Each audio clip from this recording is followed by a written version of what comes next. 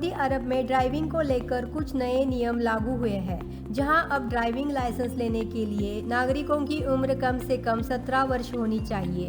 देश के general directorate of traffic यानी मरोर ने निवासियों को ये जानकारी दी है। ड्राइविंग लाइसेंस लेने के लिए कुछ शर्तों को पूरा करना होगा और मानना भी जरूरी होगा, जिसके अनुसार ड्राइविंग लाइसेंस लेने के लिए आवेदक को किसी तरह की बीमारी नहीं होनी चाहिए, उस पर कोर्ट में किसी तरह का केस नहीं होना चाहिए, किसी तरह का जुर्माना नहीं होना चाहिए। इसके अलावा ड्राइविंग टेस्ट पास करना होगा। नॉन सऊदी के पास रेगुलर रेसिडेंस परमिट यानी कि इकामा होना चाहिए। ड्राइविंग लाइसेंस के लिए कुछ जरूरी कागजात भी जरूरी है, जैसे कि 6 पर्सनल फोटोग्राफ्स, मेडिकल जांच और ड्राइविंग स्कूल के लिए आवेदन करना होगा।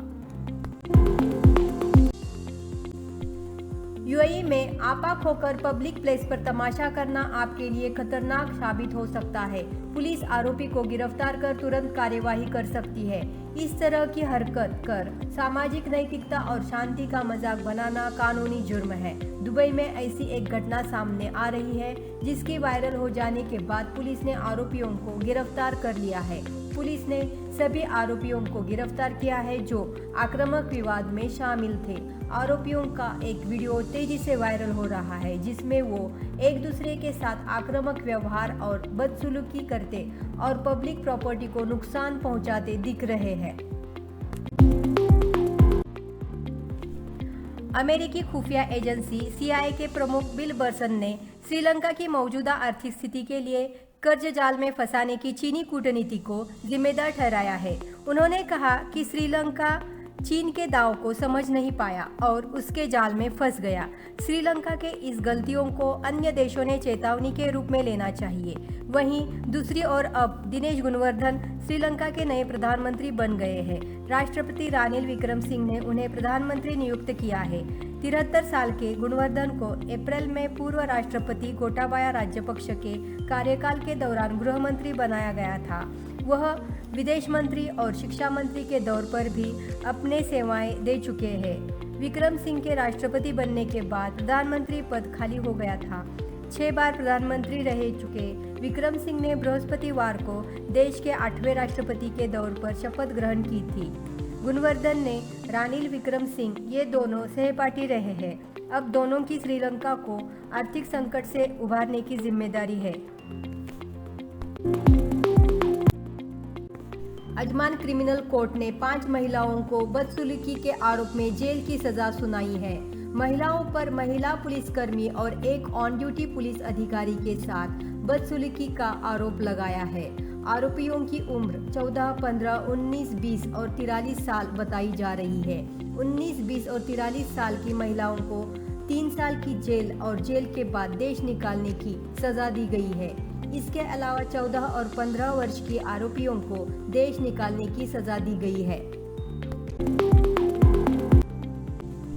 दुबई में खड़ी कार से 80,000 दिरहम से अधिक मूल्य के वेपिंग डिवाइस और ई-सिगरेट चुराने वाले एक गैंग को 3 महीने की जेल की सजा सुनाई गई है।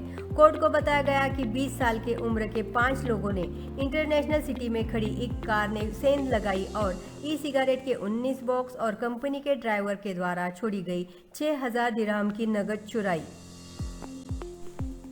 पीड़ित, जो ई-सिगरेट का व्यापार करने वाली कंपनी में काम करता है, उसने अधिकारियों को बताया कि उसने अपना वाहन एक सिल्वर टोयोटा फॉर्च्यून कम्युनिटी के चाइनीज डिस्ट्रिक्ट में अपने घर के बाहर पार्क किया था। वह सुबह उठा और पाया कि कार की खिड़कियों में से एक को तोड़ दिया गया था और 80,000 दिरहम की वेप्स एंड ई-सिगरेट्स के 19 बॉक्स चोरी हो गए थे। साथ ही उनके कंपनी के 6,000 दिरहम का कैश भी चोरी हो गया था, जिसके बाद उसने पुलिस में रिपोर्ट दर्ज कराई। यूएई के आंतरिक मंत्रालय के द्वारा हसनतुक फॉर होम नामक smart fire alarm app launch किया है। इस ऐप की मदद से पहले ही आग की चेतावनी मिल जाएगी और आग से होने वाली अधिक नुकसान से बचा जा सकेगा। Apple and Google play store के जरिए इस मोबाइल एप्लीकेशन को डाउनलोड किया जा सकता है। फ़ोन पर पहले ही अलर्ट मिल जाएगा। इससे आगे के खतरे का अलर्ट मिल जाएगा और नुकसान को कम किया जा सकेगा।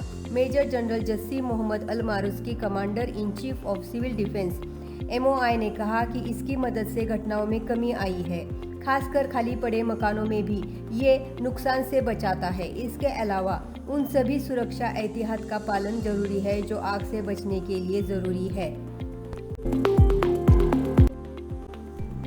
यूएई के स्वास्थ्य और रोकथाम मंत्रालय ने शुक्रवार को कोविड-19 के 1,359 नए केसेस के साथ साथ 1,263 रिकवरी और एक मौत दर्ज की। वायरस को रोकने के लिए यूएई में अब तक कुल 1,075 मिलियन से अधिक टेस्ट किए जा चुके हैं। पिछले 24 घंटों में यूएई में कोविड-19 के कुल 2,79,369 एडिशनल टेस्ट किए जा चुके हैं, जिसके माध्यम से नए केसेस का पता लगाया गया। 22 जुलाई को यूएई में कोविड-19 के मामलों की कुल संख्या 9,80,325 हो गई, जबकि कुल रिकवर लोगों की संख्या 9,59,996 हो चुकी है। कोविड-19 के कारण यूएई में अब तक कुल 2,330 लोग अपनी जान गंवा चुके हैं। वहीं एक्टिव केसेस की संख्या 17,999 तक पहुंच गई है।